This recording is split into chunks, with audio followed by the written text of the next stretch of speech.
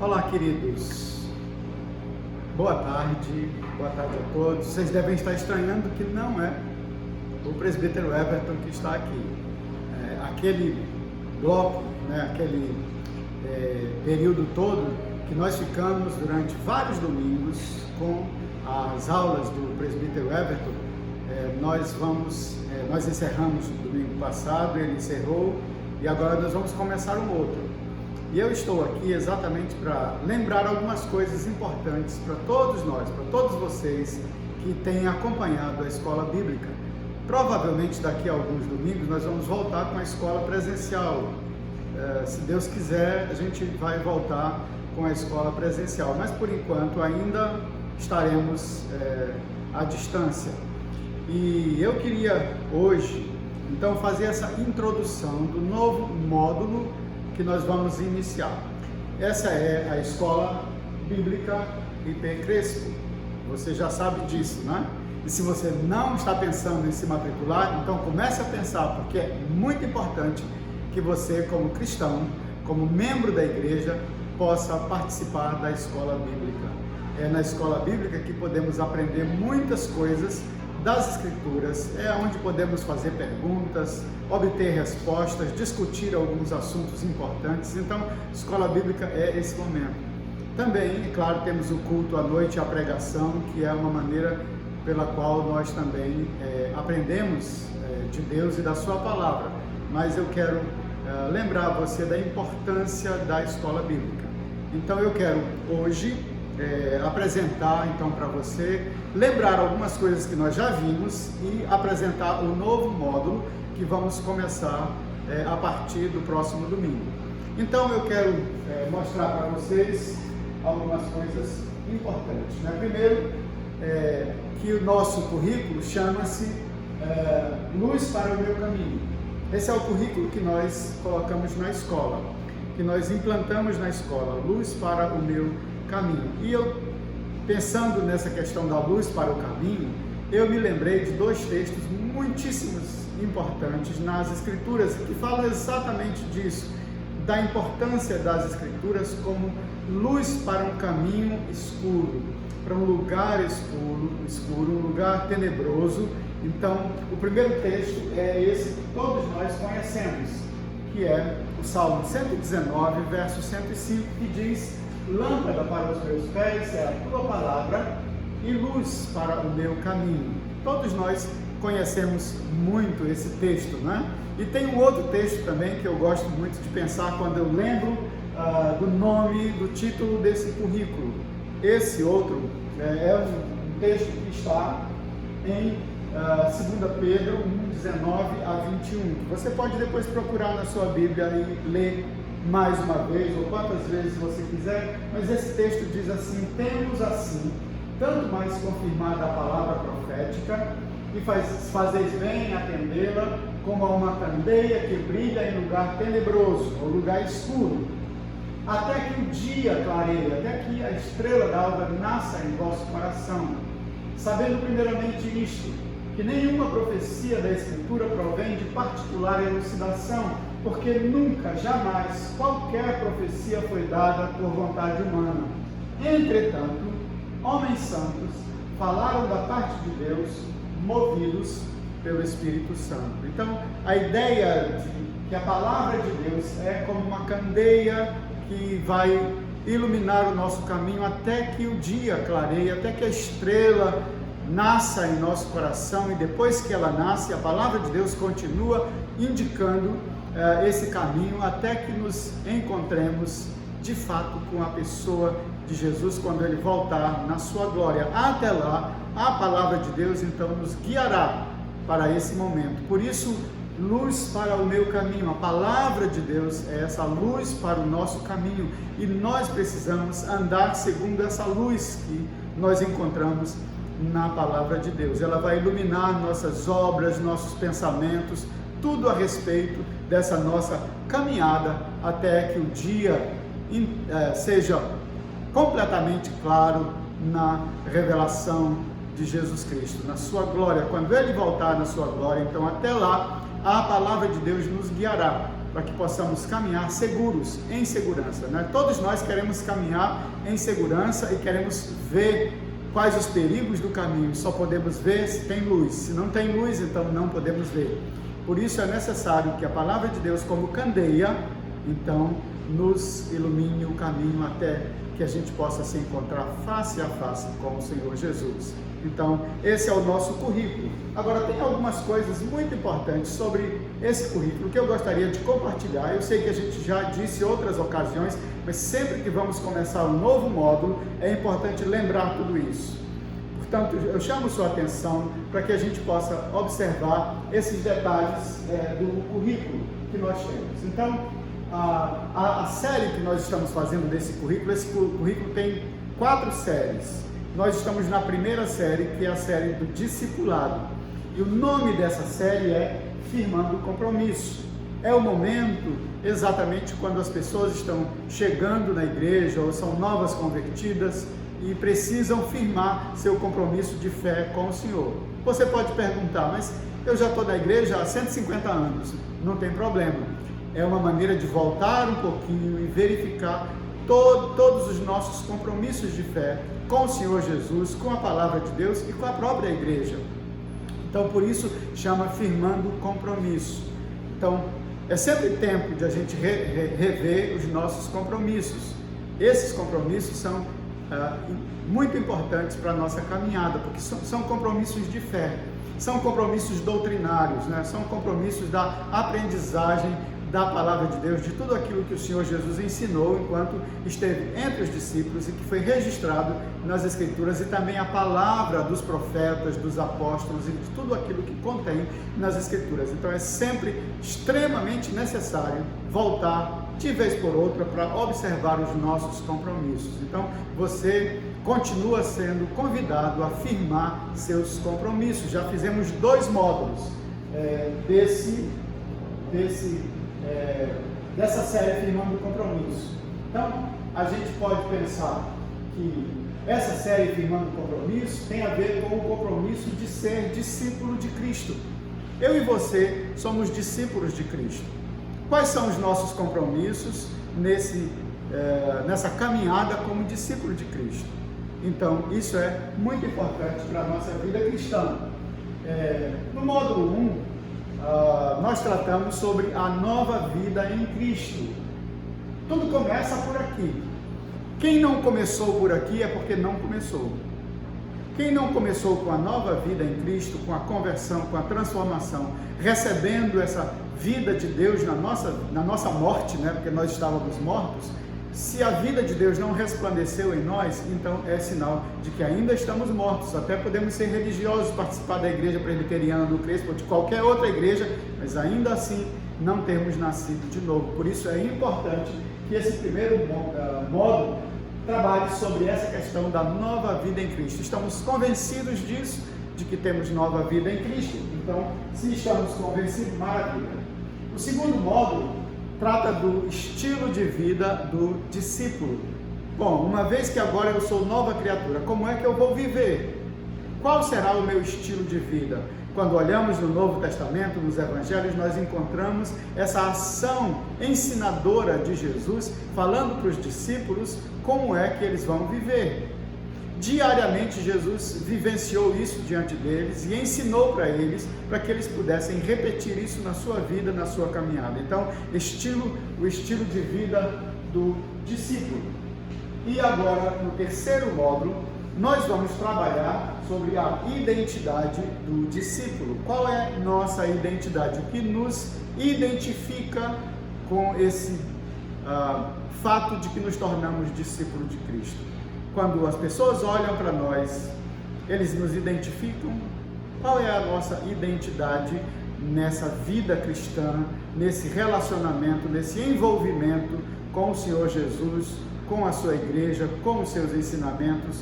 Então, precisamos também muito entender essa questão da nossa identidade como cristãos, da nossa identidade como discípulos, aprendizes, para pôr em prática tudo aquilo que temos aprendido com o Senhor Jesus, como os discípulos, os primeiros discípulos fizeram. É a nossa vez, é o nosso tempo, é agora. Agora é o tempo de aprendermos e colocarmos em prática e nos identificarmos com o próprio Cristo. Então eu e você somos sempre desafiados nas Escrituras a termos essa identidade de Jesus em nós.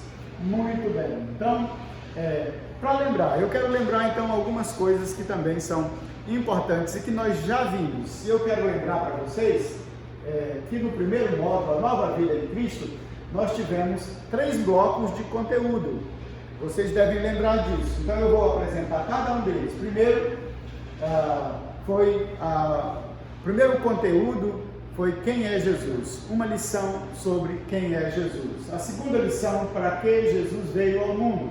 A terceira lição, o caminho da salvação. Qual é o caminho da salvação? A quarta, a certeza da salvação. E aí temos uma pausa para fazer um reforço de todas as lições que a gente fez nesse primeiro momento. Depois nós tivemos um segundo momento nesse mesmo módulo, da quinta lição até a 8ª lição, a nova vida em Cristo, compromisso com Deus, vencendo os obstáculos, nosso alimento espiritual, e depois novamente uma parada e um reforço para a gente ver de novo tudo que a gente fez, isso tudo em forma de exercício, que é excelente.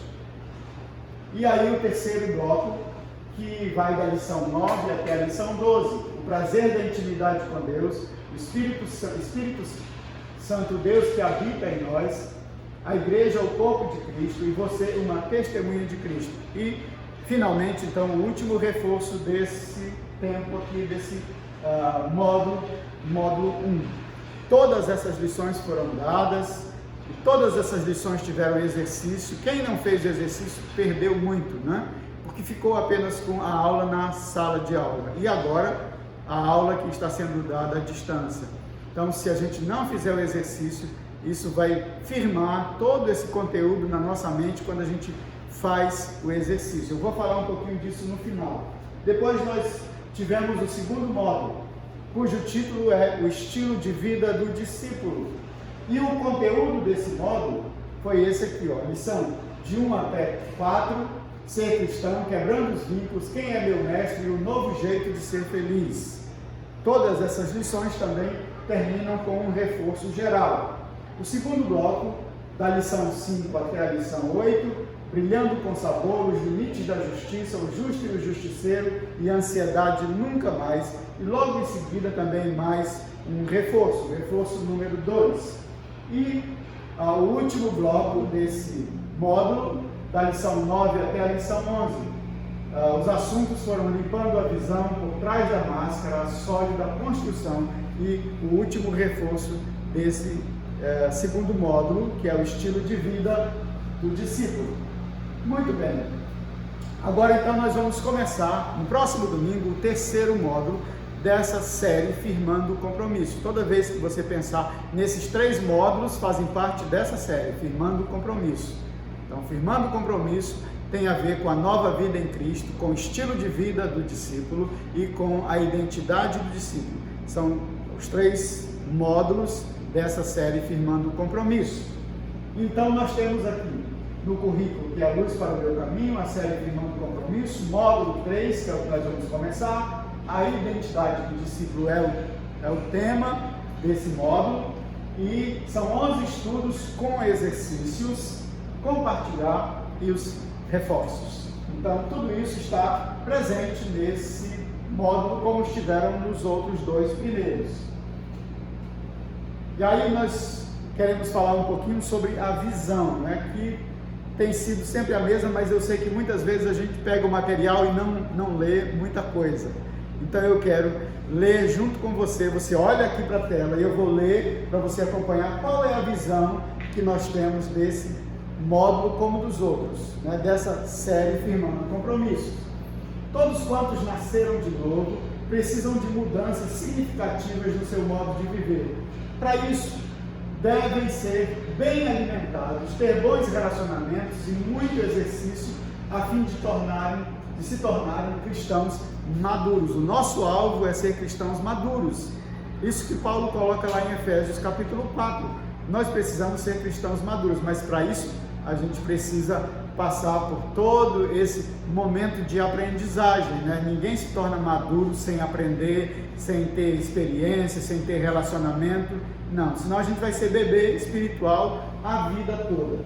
Esse processo nada mais é do que o desenvolvimento da salvação, aquilo que o apóstolo Paulo diz que todos os crentes estão sendo aperfeiçoados para ficarem parecidos com Jesus. É a maturidade cristã ou a maturidade espiritual. Ser parecido com Jesus é ter uma espiritualidade saudável, que certamente influenciará a saúde mental, emocional, física e comportamental dos discípulos de Cristo. Né? Nós não somos religiosos desmiolados, não, né? Nós somos chamados para entender as coisas, para compreender as coisas, sermos sábios, para termos uma mente cristã, Então, por isso precisamos aprender olhando as Escrituras, aprender olhando o que podemos, que situações precisam ser tratadas na nossa vida. Então, essa é a visão que nós temos para esse módulo. Quais são os objetivos deste módulo? Cada módulo tem um grupo de objetivos, e os objetivos desse terceiro módulo, que é a identidade do discípulo, você não pode esquecer essa frase, né? A identidade do discípulo é o terceiro módulo. Então, os objetivos é que, após o curso, os alunos da Escola Bíblica da IPC, os alunos que estão nesse módulo, que farão este módulo, né, os alunos que fazem parte da Escola Bíblica IPC, Crespo, eles deverão ter facilidade para algumas coisas. Que coisas são essas, né? Que por meio da leitura do livro de Atos, eles possam saber apontar principais personagens e acontecimentos que marcaram o início da trajetória da igreja na história. Porque nós vamos trabalhar o livro de Atos. Esse módulo ele é todo montado em cima do livro de Atos. Você vai perceber isso, né? Você vai perceber que todo o módulo, todas as lições fazem parte desse livro de Atos. Então, o primeiro objetivo é que, por meio da leitura do livro de Atos, os alunos possam apontar principais personagens e acontecimentos que marcaram o início da trajetória da igreja na história. Eu sei que quando a gente quer lembrar alguma coisa, a gente vai lá, abre o livro de Atos e encontra, mas é muito bom ter isso na mente, na memória, né? Se alguém na rua para a gente e pergunta alguma coisa sobre a história da igreja no início, então a gente vai saber explicar como foi o início da trajetória da história da igreja. Segundo objetivo, é observar na leitura do livro de Atos a vida dos discípulos de Jesus e apontar traços marcantes de suas identidades. Será que a gente sabe quais eram as identidades lá dos discípulos no início da igreja? Então é necessário a gente voltar para Atos para estudar isso, para observar, e não somente para deixar a coisa lá no passado, não, é para que a gente, podendo verificar isso, possamos refletir isso na nossa própria vida, na nossa própria existência, e perguntar de nós mesmos qual é nossa identidade. Terceiro objetivo é apontar e discutir os compromissos assumidos pelos discípulos com Jesus e com a sua igreja. Quais foram os compromissos? Você sabe? Então, a gente vai estudar o livro de Atos, é apenas a capa da escola, não se preocupe. Nós vamos estudar então o livro de Atos para perceber, para poder apontar e discutir os compromissos assumidos pelos discípulos com Jesus e com sua igreja. Quais são os nossos compromissos com Jesus e com a igreja? São compromissos apenas religiosos? São compromissos apenas do culto? São compromissos apenas do templo ou são compromissos diários? Na família, no trabalho, em todo lugar onde nós estivermos. E quarto objetivo, identificar o que foi decisivo no preparo dos discípulos para que homens simples se tornassem líderes capazes. Isso é tão maravilhoso, não é? Quando a gente observa isso no livro de Atos. Como é que os discípulos se tornaram líderes tão capazes de tantas coisas? Como que eles fizeram isso? Então, nós esperamos mesmo que, estudando de novo o livro de Atos. Eu sei que você já deve ter estudado algumas vezes, mas nós vamos estudar agora com essa perspectiva, com esses objetivos, procurar esses objetivos no livro de Atos. E nas nossas aulas também, com os professores, poder perguntar deles, poder ouvir deles, poder trazer as experiências para que todas as lições possam ser vivenciadas por todos nós. Então, esses são os objetivos. Agora, qual a metodologia? Você já sabe qual é a metodologia, mas eu quero lembrar a você e lembrar aos professores e a todos os alunos qual é a metodologia, né? Então, o processo ensino-aprendizagem demandará 3 aspectos. Esses aspectos são muito importantes. Primeiro, a busca individual através dos exercícios, que você não pode deixar de responder. Não deixe de responder os exercícios, eles são extremamente importantes para a sua aprendizagem. Então, são os exercícios entrando em forma. Você precisa responder, precisa entregar para o seu professor. Por enquanto estão sendo enviados, né? À distância, você faz e envia e o professor corrige e diz para você, dá os parabéns para você por você ter feito o exercício. Segundo aspecto, oração e leitura bíblica diária. Terceiro aspecto, a realização conjunta por meio da exposição compartilhada e do trabalho em pequenos grupos para relacionamento e reflexão. Então, isso daqui é todo a nossa metodologia, a metodologia do nosso currículo, Luz para o Meu Caminho. É a metodologia que nós escolhemos para colocar nesse currículo. Então, tudo isso aqui a gente espera que os professores e os alunos possam caminhar com essa metodologia. Qual é a didática do nosso currículo? Então, a ação didática terá como ênfase a interação entre o professor ou facilitador, como a gente queira chamar, né? Entre o professor e os alunos e o conteúdo. Então, na verdade, um tripé: professor, aluno e conteúdo. Esses 3 vão interagir.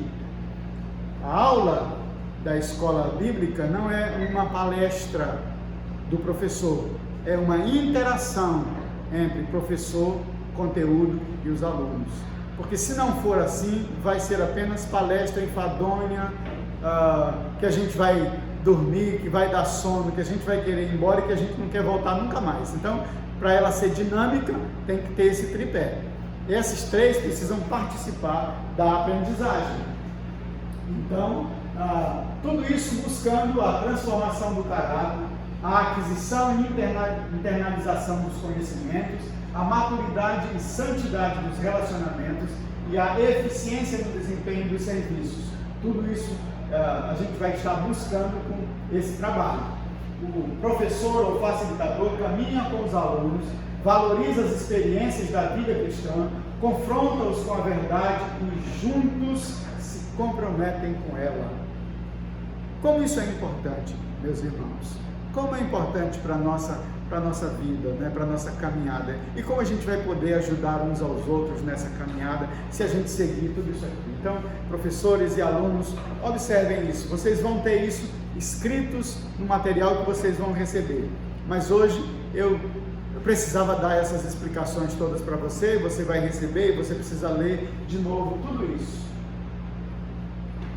Então, eu quero dizer para você, seja muito bem-vindo ao 3º módulo do nosso currículo, Luz para o Meu Caminho, dessa fase que é firmando compromissos.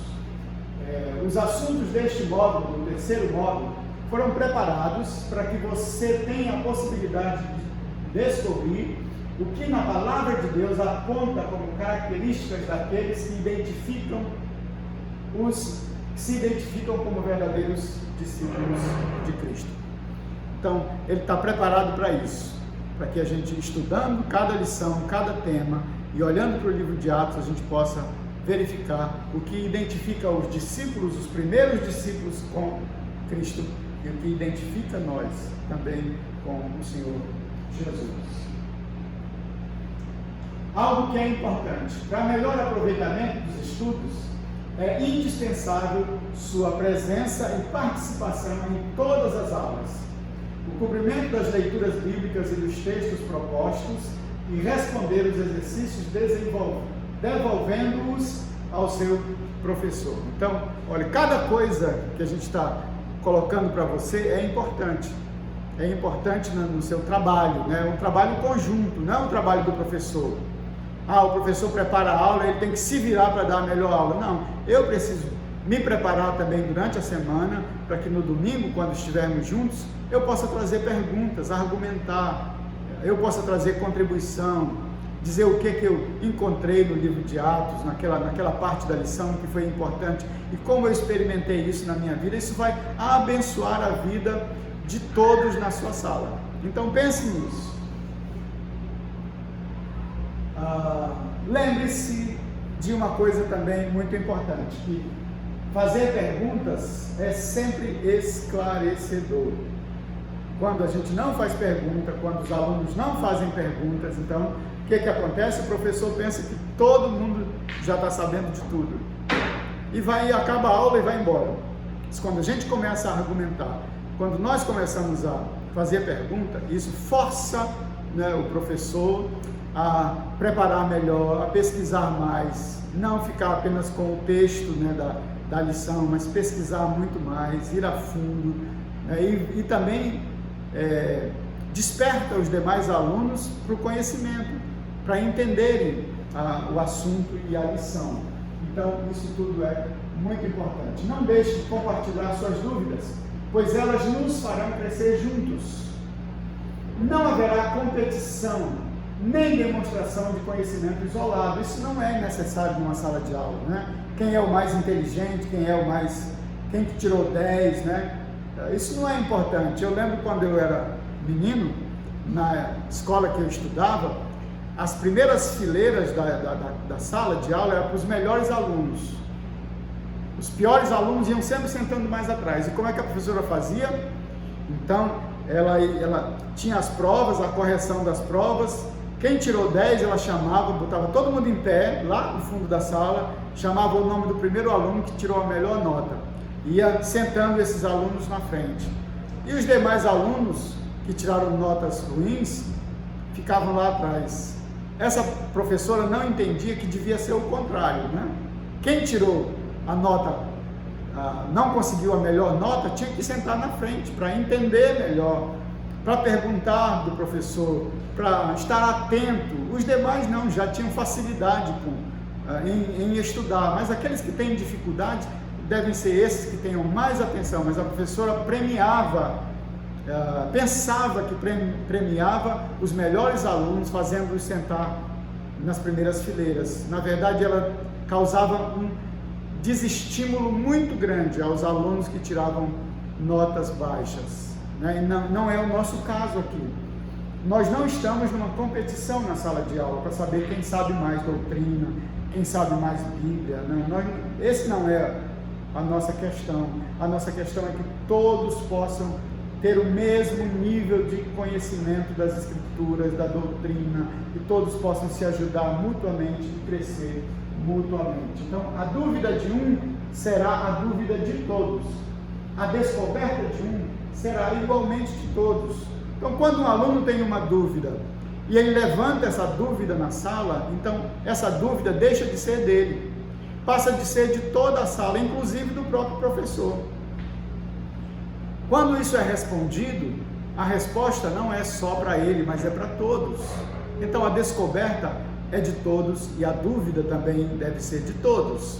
Assim nós vamos crescer muito nesse conhecimento de Deus e da sua palavra. Agora, qual é o conteúdo então do terceiro módulo do Firmando Compromissos, do currículo Luz para o Meu Caminho?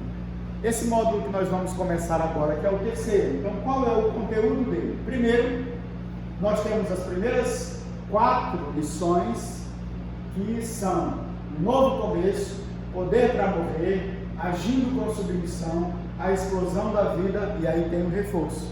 E nós já estamos acostumados com ele. Depois, a segunda parte, o segundo bloco, da lição 5 até a lição 8, é tempo de agir, o poder da comunhão, pagando o preço, e procura-se servos, e aí mais um reforço. E nós iremos para o último bloco, que é da lição 9 até a lição 12.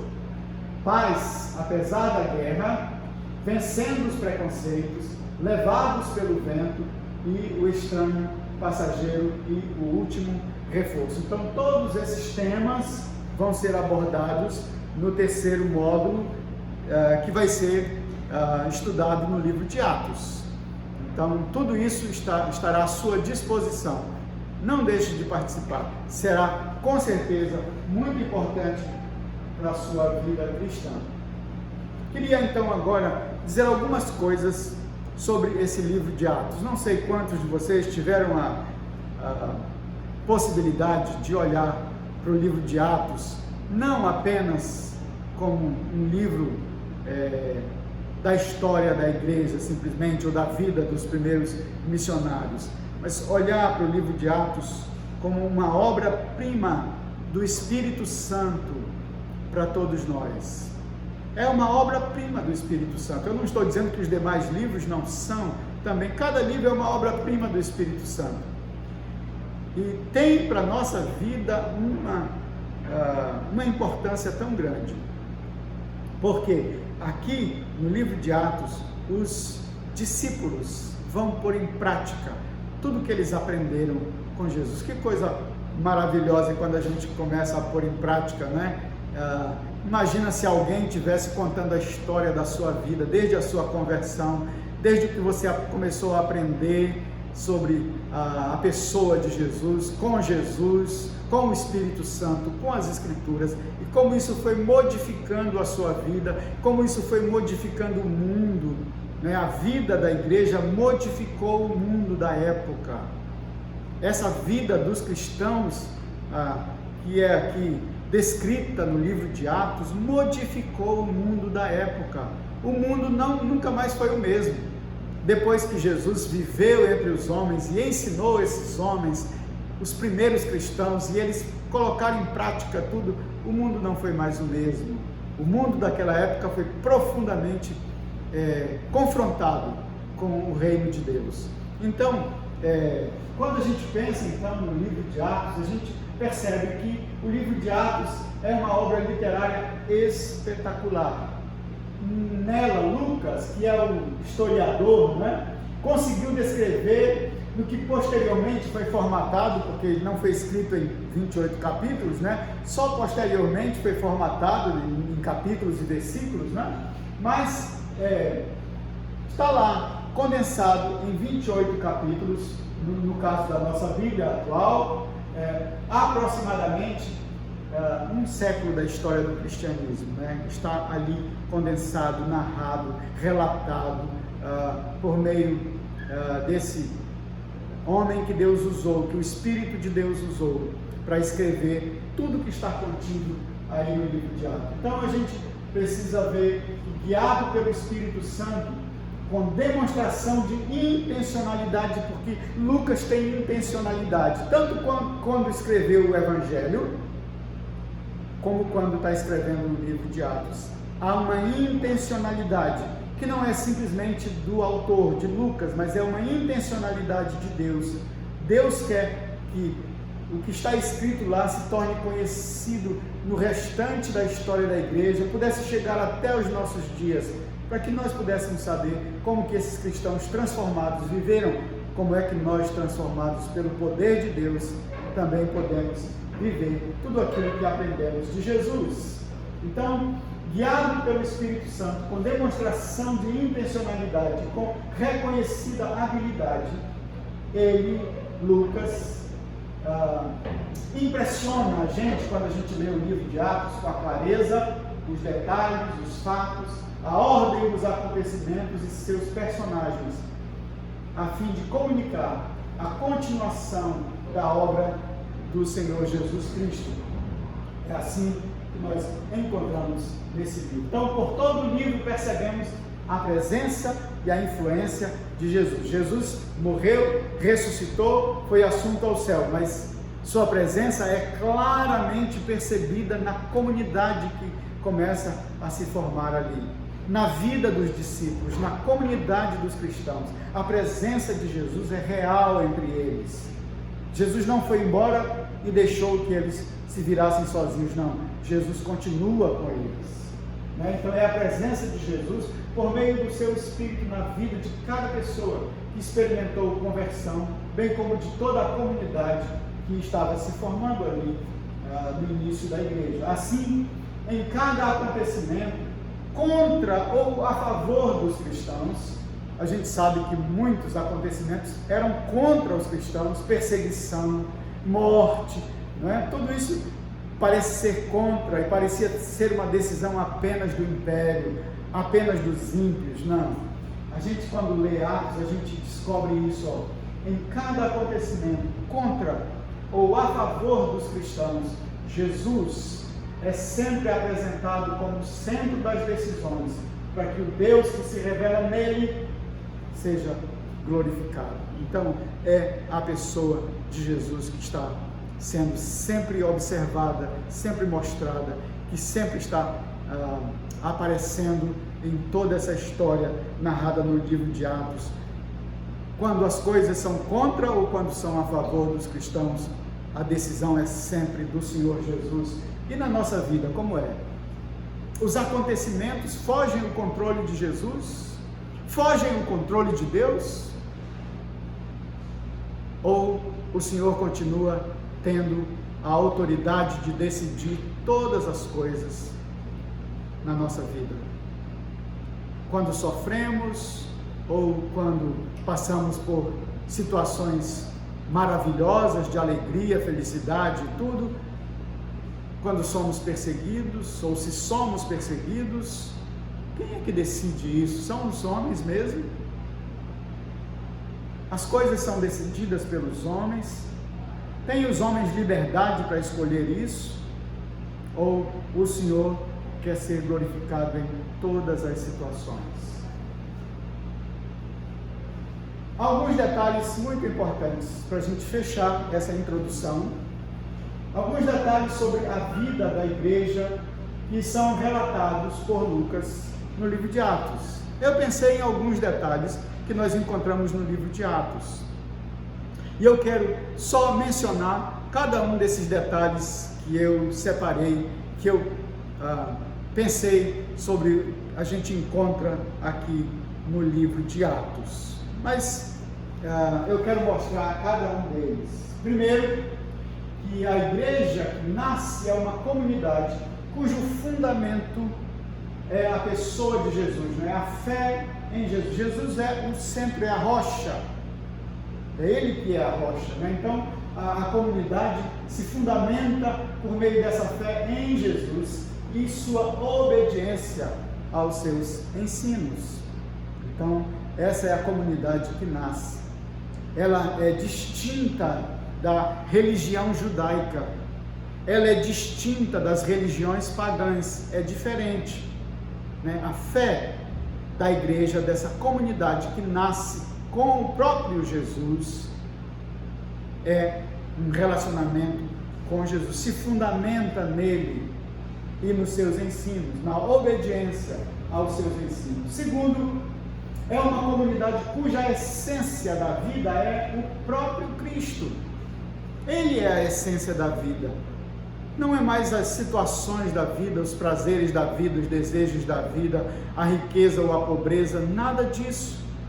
A essência da vida é o próprio Cristo. Ele que é a vida. Ele disse, né, eu sou o caminho, a verdade e a vida. Ele é o caminho, porque essa igreja é chamada de a comunidade do caminho, a comunidade de Jesus. Ele é o caminho. Ele é a vida. Essa comunidade tem vida porque Jesus lhe deu vida a cada um desses homens e mulheres que se juntaram para formar essa comunidade. E então ela é a essência da vida da igreja está em Cristo. Terceiro, é uma comunidade comprometida com os valores do reino de Deus ensinadas por Jesus. Ela está comprometida. Lembre-se que se comprometer é muito mais do que estar envolvido. Nós gostamos de nos envolver com as coisas, mas comprometer é muito mais do que se envolver. Se envolver, a gente pode deixar por qualquer razão, mas quando eu estou comprometido, eu não abro mão. Vivendo ou morrendo, eu estou comprometido com essa verdade. E eu não posso abrir mão dela. Então, é isso que chama atenção para nós nessa comunidade descrita no livro de Atos. É uma comunidade comprometida com os valores do reino de Deus, ensinados por Jesus. Quarto, é uma comunidade livre das imposições da religião, mas submissa ao senhorio de Cristo. Não é mais uma vida religiosa, é uma vida de piedade por causa da fé, mas não é mais uma vida debaixo da dureza, né, religiosa daqueles dias. Não estamos mais comprometidos com os ditames da religião, mas agora com a pessoa de Jesus, com seus ensinos, com seus mandamentos, com aquilo que ele disse que nós devíamos viver e pôr em prática. Então, é uma comunidade diferente, né, de todas as que já tinham surgido no âmbito da religião. É uma comunidade diferente. Não tem um líder simplesmente humano. O cabeça dela é o próprio Cristo, é o próprio Messias. Ele é o líder, ele é o cabeça dessa igreja. Quinto, é uma comunidade que se expõe e experimenta perseguição e sofrimento, mas não cessa de proclamar as boas novas do Evangelho. O que aconteceria se fôssemos perseguidos hoje? Deixaríamos de proclamar as boas novas do Evangelho? Olha, essa comunidade não deixa. É uma comunidade que se expõe, ela se expõe diariamente, expõe mesmo a sua vida, mas ainda que experimente perseguição e sofrimento, não deixa de proclamar as boas novas do Evangelho. É tão lindo ver isso na vida de alguns dos apóstolos, né? Eles são presos, açoitados, no dia seguinte eles estão na praça de novo falando sobre a mesma pessoa, Jesus. Eles são ditos pelas autoridades para não mais mencionar o nome Jesus, mas depois de ser açoitado, preso e tudo, eles no dia seguinte estão lá na praça, ensinando sobre esse nome. Essa comunidade não deixa de expor o que realmente tem no coração, na alma, essa relação de fé com o Senhor Jesus, que é mais importante do que a própria vida deles. Então, essa comunidade, ela também é uma comunidade que decide servir ao próximo como resultado do amor de Cristo em seus corações. Uma comunidade que decide servir ao próximo. A gente não pode conceber cristãos que não sirvam ao próximo. Essa comunidade lá de Atos nos ensina isso, esse valor tão importante do cristianismo, servir o próximo, servir aos outros. Muitas vezes nós estamos preocupados apenas conosco mesmo, servir a nós mesmos, ou quando muito a nossa própria família, né? Mas a gente é mandado servir a quem precisa de nós, né? O próximo. O próximo, nós não vamos esperar que o próximo seja o pai ou a mãe, não. O próximo é quem está necessitado. Parece que muitas vezes não entendemos isso ainda, essa questão do próximo. Quem é o meu próximo? Por isso aquele homem perguntou de Jesus, né? Quem é o meu próximo? Eu tenho a impressão que tem muita gente precisando dessa resposta. De novo, quem é o meu próximo? E aí precisa voltar lá para aquele ensino de Jesus entre aquele judeu e aquele samaritano, né? O bom samaritano. É bom voltar lá para ver que lição, né? Que importância tem aquilo para a vida da igreja. E sétimo, é uma comunidade impulsionada pelo poder do Espírito Santo, por isso experimenta milagres constantemente. Infelizmente hoje, quando a gente fala de milagre, uns acham muito maravilhoso, outros se arrepiam todo, outros acham graça e outros dizem que tudo isso é besteira. Mas essa comunidade aqui vivia milagre dia após dia, via o poder de Deus se manifestando na vida simples deles, na vida cotidiana deles, o milagre de Deus acontecendo. Era o poder de Deus realmente na vida da igreja, era o poder de Jesus o mesmo poder com o qual Jesus mesmo fez todos os milagres quando estava vivo. É assim que essa igreja vive. Mas isso não é mais prática, parece, né, na igreja dos nossos dias. Quando falamos em milagre, parece que é uma coisa tão distante de nós, é uma coisa só lá para o livro de Atos, é uma coisa só para os dias de Jesus. Não tem mais isso agora. Por isso, eu penso, é necessário voltarmos a estudar o livro de Atos. É muito importante isso para nós. Oitavo, é uma comunidade que se multiplica com obediência ao que Jesus ordenou. Multiplicação é uma ordenança para a igreja. Para nós é se der. Se for possível, a gente se multiplica. Se for possível, a gente então faz discípulo. Mas essa não era a ordem. A ordem era fazer discípulo. Tendo ou não a oportunidade, tendo ou não a chance. A multiplicação da igreja significa a demonstração de que essa igreja está viva, de que ela tem a vida de Jesus nela. É assim que de fato acontece. Se a igreja está morta, então célula morta não se multiplica, só célula viva se multiplica. Nosso corpo é formado de células vivas e mortas. As mortas são dispensadas, mas as vivas continuam se multiplicando sempre. A igreja é uma célula viva que tem que se multiplicar, porque é viva. A vida de Deus está nela, a vida de Cristo está nela, a vida do Espírito de Deus está nela. E, por último, é uma comunidade em constante movimento, né? É interessante como o Espírito Santo não deixa a igreja quieta. Lá em Atos, né? O Espírito de Deus não deixa a igreja quieta, ela está sempre em movimento, ou por perseguição, ou por necessidade missionária, ou por necessidade evangelística, mas essa é uma igreja que não para, ela está sempre em movimento. Então, esses são alguns detalhes dessa igreja que nós vamos encontrar a história aqui no livro de Atos. E eu queria só encerrar dizendo que é tão importante, né, esse livro e tudo que nele está escrito, porque aponta para Jesus. Ele começa e termina apontando para Jesus. O primeiro verso do primeiro capítulo de Atos diz: escrevi o primeiro livro, ó Teófilo, relatando todas as coisas que Jesus começou a fazer e a ensinar. Jesus começou a fazer e a ensinar. Esse é o primeiro verso de Atos.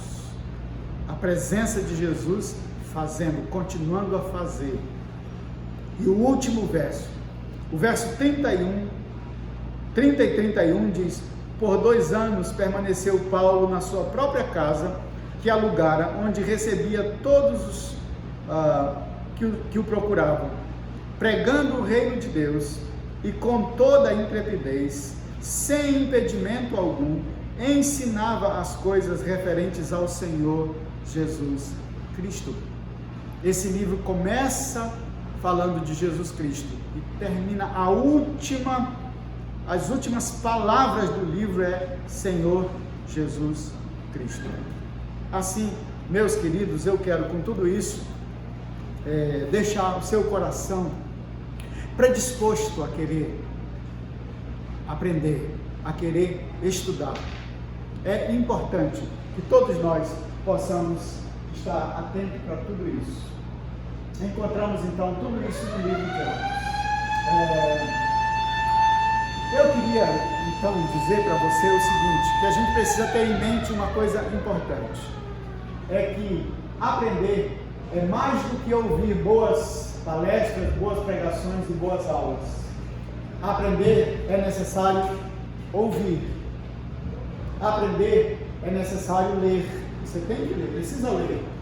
Aprender é necessário repetir, repita muitas vezes. Aprender é necessário exercitar, colocar em prática. É necessário viver, né? Pôr em prática na própria vida. E é necessário ensinar outro. A aprendizagem completa pode começar com o ouvir e termina com o ensinar. Porque eu passei por cada fase dessa. Então agora eu estou pronto, apto. Se eu aprendi, eu posso ensinar. Se eu não aprendi, não tenho o que ensinar. Eu posso até fazer o H. Eu posso até fazer uma boa palestra, mas ensinar é mais do que uma palestra, né? A gente não vai para os congressos para aprender, a gente vai para ver as novidades, as inovações. Mas para aprender, não, aprender é diferente. Eu preciso ter todas essas práticas aqui. Eu preciso ouvir, eu preciso ler, preciso repetir, exercitar, viver e ensinar. Senão, é como se eu tivesse participado de um congresso. É muito bonito, aguça, né, a mente da gente para muitas coisas, mas pode morrer ali, pode acabar ali. Só vai se tornar em aprendizagem se eu colocar tudo isso em prática na minha vida. Então, meu desejo é que você possa aproveitar o terceiro módulo, a identidade do discípulo, que você possa aproveitar esse terceiro módulo e Deus possa abençoar grandemente a sua vida, ricamente a sua vida, e você possa estar apto para ensinar outras pessoas tudo aquilo que você tem aprendido na igreja. Que Deus te abençoe, querido. A gente vai se ver, eu espero que bem mais perto, né, do que agora estamos, podendo realmente estar juntos na escola bíblica da Igreja Presbiteriana do Crespo. Eu quero encerrar com uma oração. Senhor, eu quero te agradecer por esse privilégio muito grande de poder trazer de novo para a igreja esse estudo do livro de Atos.